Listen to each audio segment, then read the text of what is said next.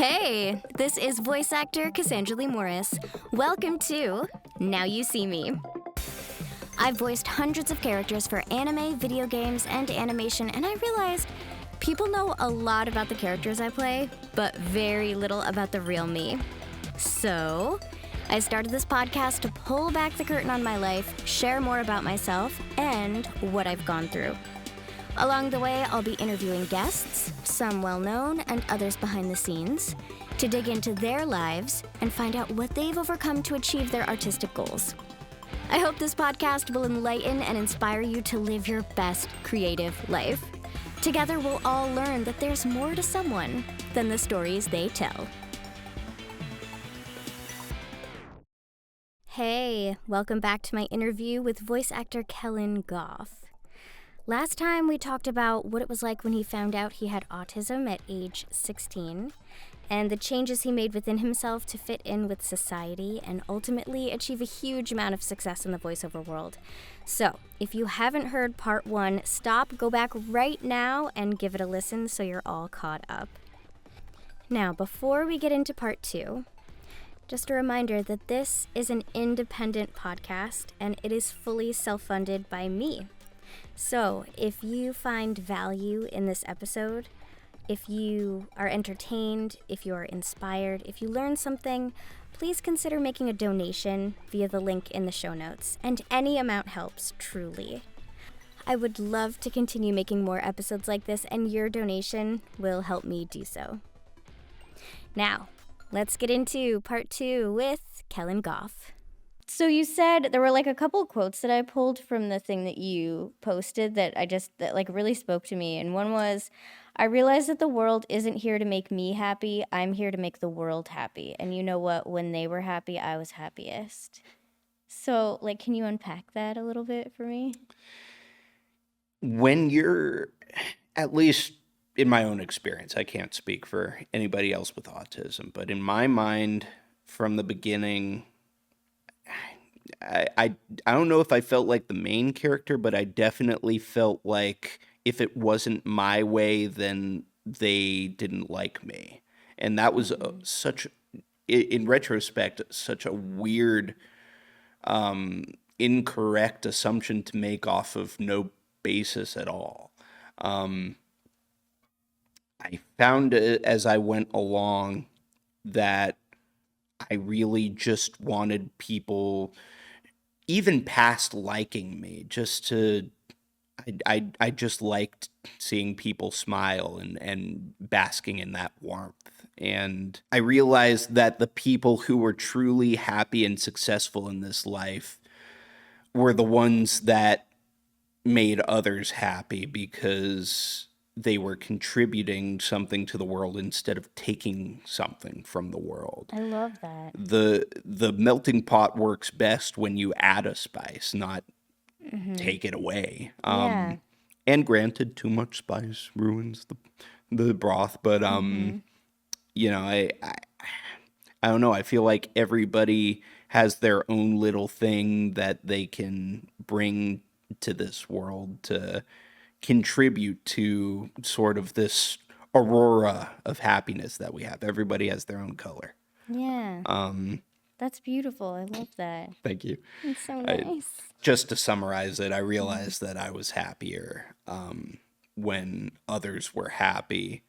But I was happiest when we were all happy for the same reason. And when we all realized that giving was better than taking. Yeah. Yeah.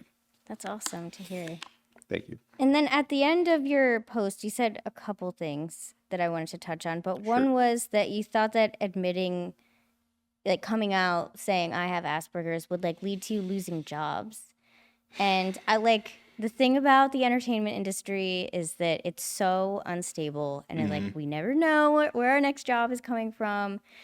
And it can be, I feel like it can be scary to admit any personal thing about yourself sometimes because for fear of being judged. So, it seems like that hasn't happened. Yeah. Has there been any sort of reaction to it at all, or is it just acceptance? That's Cool.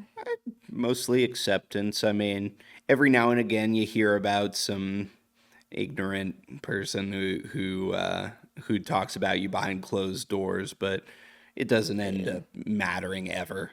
Yeah. I think it was just residual feelings from when people didn't like me for the Asperger's, because even in the early 2000s when I was growing up, people weren't nearly as accepting as they are today. Yeah. So it defied logic what I felt at that time, that the entertainment industry wouldn't like me, but my thinking was that they would think I was less inclined to, or less able to act, because I couldn't understand emotion the way they did.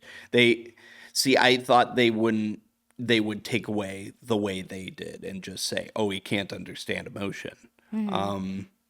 But now I feel like people are more educated on Yeah. the whole autism thing, and now that bigger stars have come out about it. Tom Cruise, Anthony Hopkins, and prolific freaking actors and are stars in their fields. I think we've sort of proved as a group that that's not the case. Maybe it was that way beforehand, but I feel like at least it it didn't start to change until, I don't know, I got out of high school or something. Yeah. Just it was the climate at the time. Yeah. They didn't really realize, at least what my ears heard of the going ons about the industry at the time. I don't think they really understood until then. But I think it was just good timing in the end. Yeah. So I think I don't think my fears were completely unwarranted, but I feel like they were more intense than they needed to be. You know. Nice. And Yeah. I mean, I can definitely understand, like, not wanting to be judged or not wanting to lose your livelihood. And I totally agree. Like, the early 2000s were weird times. a little bit of a mess. Yeah, especially, I mean, I always, like, my experiences with that is just, like, the messages that I received about, like, being a woman and, like, being a girl and, like, how you should Can't look imagine. and present yourself and, like, what, like, a female body should look like. Like, that was all, like, very, like, rigid. Like, that's what I was paying attention to. But, I mean, just with that, I mean, just having, like, a woman fits in this box, it makes sense that you'd be like, well, if I don't fit into, like, this box of an actor, like a male actor, then I might not work. It's so superficial. Yeah, but I think things are changing. Yeah. They've changed a lot. I think there's still kind of a ways to go, but at least it's moving in the right direction, which is Agreed. positive. Agree. Okay, another thing that you said is kind of going back to something you said earlier. At the end of your post, you said, if you have autism too and you think it defines you or limits you, I know you'll hate to hear this deep down, but you're wrong. You can do anything they can. I just thought it was interesting that you said, I know you'll hate to hear this deep down. So, like, what did you mean by that? It's hard to describe, but at the surface of it, people with autism do not like being wrong before they've realized that it's okay to be wrong. It tends to be a default setting with a lot of people with autism. It certainly was with me. I realized way later that it's an amazing thing to be wrong, because you can learn something new and you can add that to your ever-growing Wikipedia in here. And that refusing to admit that you're wrong is severely limiting you. You're keeping yourself from flying at that point. If you think that with your because if you're unable to say that you're wrong, then you're saying you're not willing to learn. Yeah. So we it's really hard. It was really hard for me to admit that. I wanted to be right all the time. I don't really know why. Some force in my brain just telling me if I'm wrong, then I'm lesser. Yeah, no, I can completely relate to that. Yeah. And that's not nearly the case as much as you'd think, for those reasons. Yeah. It's also, it could be like an ego blow to someone. Sure. Be like, oh, what I say isn't right, and I must be less than. It strikes people. It certainly struck me as if I'm wrong, then I'm not as smart as I need to be. You know, I'm not as smart as I thought I was, and certainly the ego there. But yeah, as you grow up, you start to realize there's more tact in being wrong sometimes and being right sometimes than there is to be right all the time. Yeah. I feel like I'm talking to like a wise sage. 100%. That reminds me of that quote too, like, you never want to be the smartest person in the room. Have you ever heard that? Yeah, I absolutely have. Yeah, I just like learning new things. That's it. There's so much to learn in this life. To be the smartest in the room is to not have any struggle, and without struggle, life is boring. Yeah. Absolutely. So you mentioned your dad, how he's in the entertainment industry and how he's kind of helped you and guided you. Yeah, I'd love to hear about what your relationship with him is like and how he's helped you. My dad's my best friend. Always has been, always stuck by me, and always pushed me to do the things that I want to do, because I won't get too far into it, but he didn't really get encouraged to do what he wanted to do. He grew up in a time where there was a certain path you had to take, or else and granted, this was socially this was like just the way that everybody said that it had to be. Like, you could be a doctor or a lawyer. Yeah. Basically. So he chose lawyer. Yeah.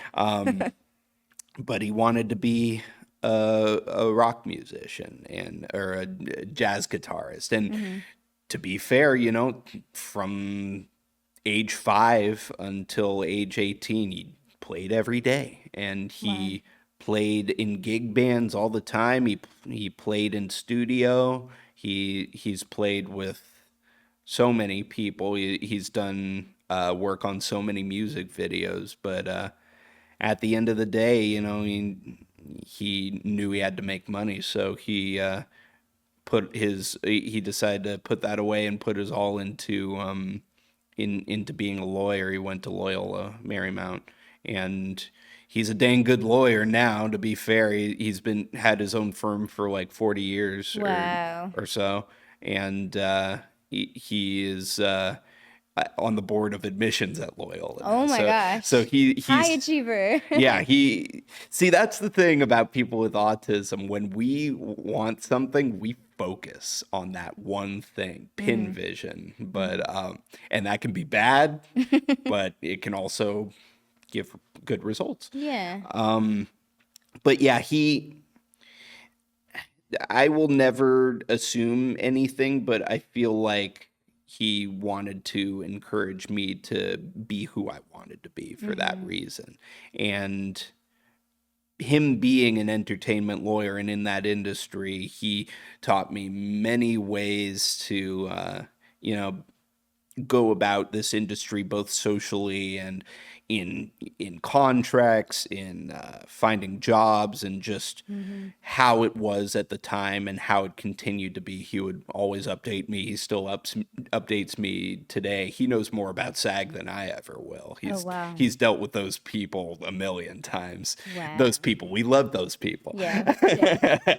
But yeah, he I don't know. We were always a team. He would invest in me when he's the one who reached out to Bob Bergen for me. Oh, wow. And sort of told him about me and stuff. And I don't know what he did, but I ended up being the first minor in Bob's class for that reason. Wow.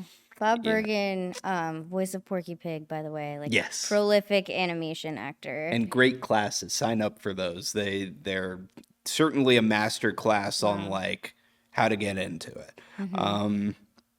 But yeah, the whole time, you know, he was there the ways he could be, and he in subtle ways guided me away from sure destruction onto better paths. And I didn't make it easy. I kicked and screamed because I didn't realize what he was doing, but now I'm just really so thankful to him. He would drive me everywhere. He would drive me to conventions. He would drive me to, and he would go with me to those.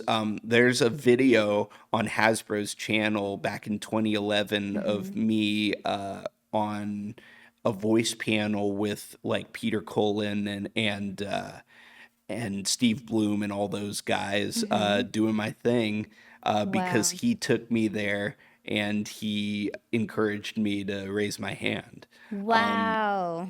Just so many instances where I owe my entire career and livelihood and life to him. And you know, to this day, I'm very thankful to be able to help him out. I get him clients all the time. He seems to be the voice actor lawyer now. No way. I love that. It's come full circle. It has. I get him work. He gets me work.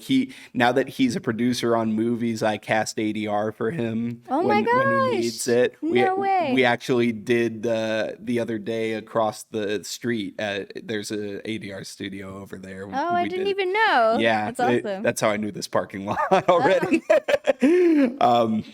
But yeah, no, we've been the greatest team, and I thank my lucky stars every day I was born to him. Aww. Yeah. And not to discount my mom, by the way. My mom was there for me in all the ways my dad couldn't be when he was working. My mom set me on the emotional paths, and she was the most patient. She's a saint. She was there for me for all of school, to comfort me and to fight for me when bigoted parents didn't want their kids hanging around me. Are you serious? Oh, she's a fighter. I can't believe parents would be like such Early 2000s, God. even though I hit it off with a lot of the kids. But I think that might have been what actually ended up happening as I went into middle school, the parents telling them, you stay away from that boy.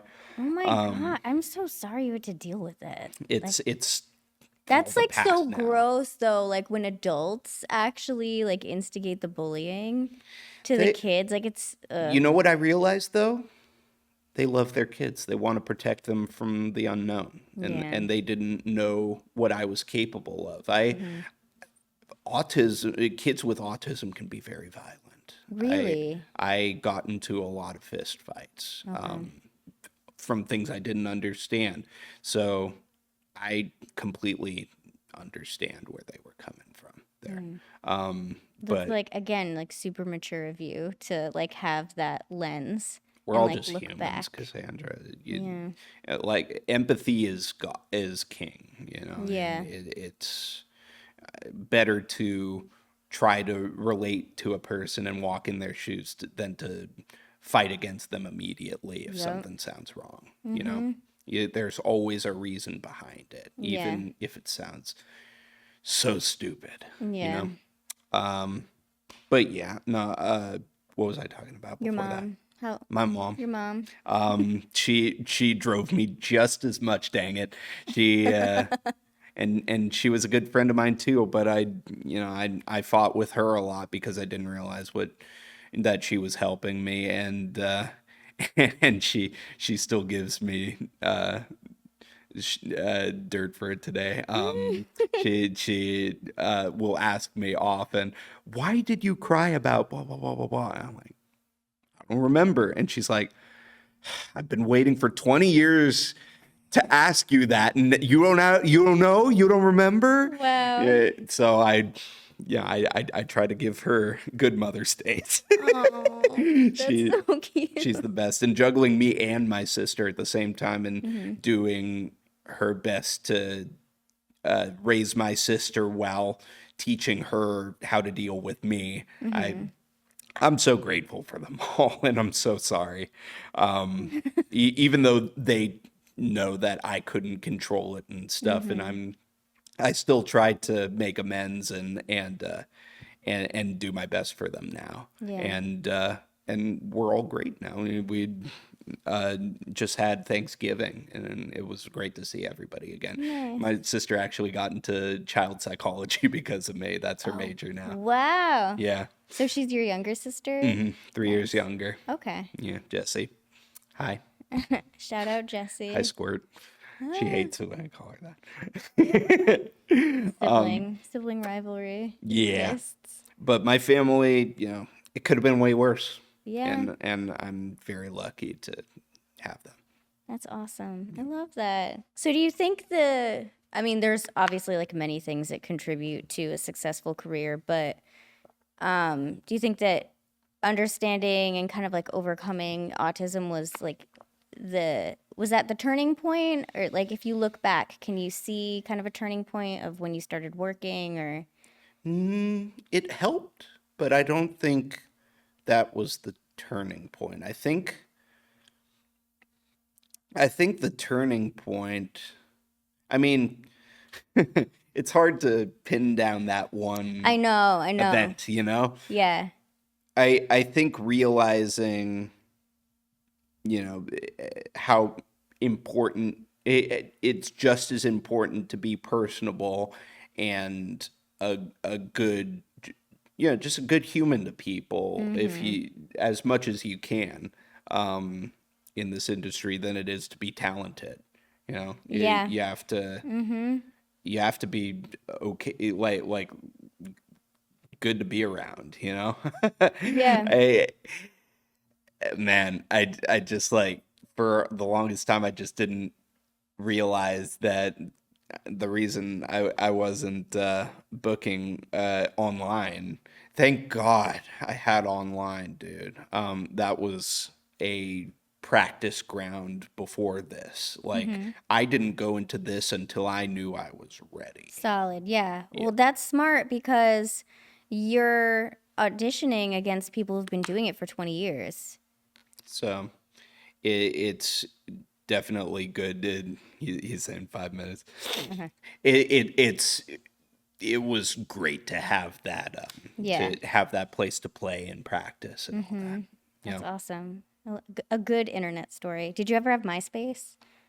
For a little bit. Oh my gosh. I loved MySpace. I love nerding out about MySpace. Yeah, with the music and Oh yeah, the music, the quote, like you can only have like 8 photos to start with, the top 8, and then lowercase x, uppercase x underscore. Yeah.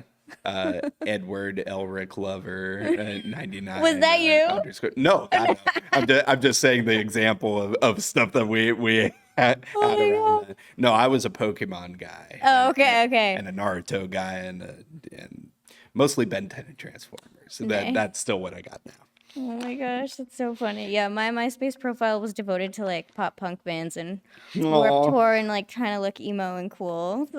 So MCR, that kind of deal. oh yeah, I just saw them actually. How was that? I cried. Did you? I literally cried seeing My Chemical Romance, like screaming the "I'm not okay" lyrics. Like, Yes. it was it literally, like, while I was listening to that song, I feel like my whole like pop punk life flashed before my eyes. It came all rushing Yeah, back it all in. came back. Like, stuff I didn't even remember. It's crazy how music can just trigger. Exactly. Yeah. I'll tell a quick story, and then since it's 5 minutes. Okay. You know the song "Vampires Will Never Hurt You"? Is that an MCR song? Yeah. Why isn't that ringing a bell? I don't know. It was a really early album. This Oh, was okay. like before their breakout? yeah. Okay.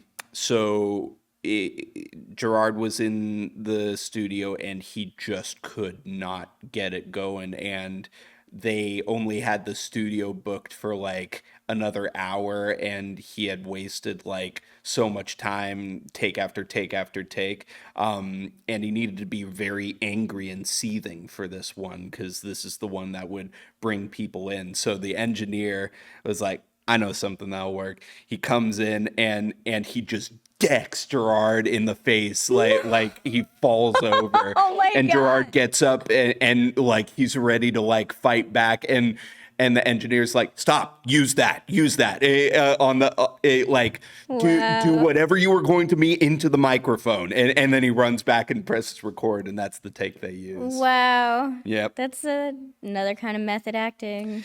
I wouldn't suggest that, though. No. That's very was it Meisner?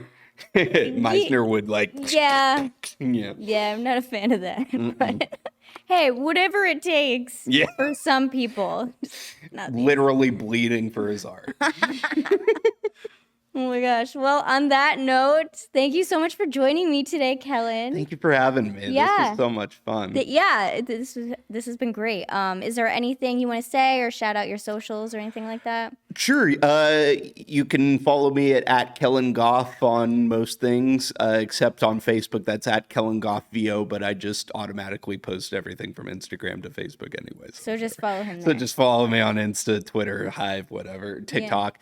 And watch the Wing Feather Saga. That's this new thing that it's got Jodie Benson, Kevin McNally, and I'm in it as the main villain. I don't ever get to do prelay stuff, but when I do, it's exciting, fun stuff. yeah. Thank you, Ned Lott. Thank you, Ned Lott. Nice. Yeah. Cool. All right, guys. Well, stay tuned for the next episode of Now You See Me. Thanks for joining me. See you guys next time. Bye. Bye-bye. Thank you so much for listening to Now You See Me. If you found value in this episode, please consider donating to the podcast to show your support. This podcast is fully self-funded, from the studio rental to recording to the editing to the graphic design to the distribution platform. All of that costs money, and every little bit helps.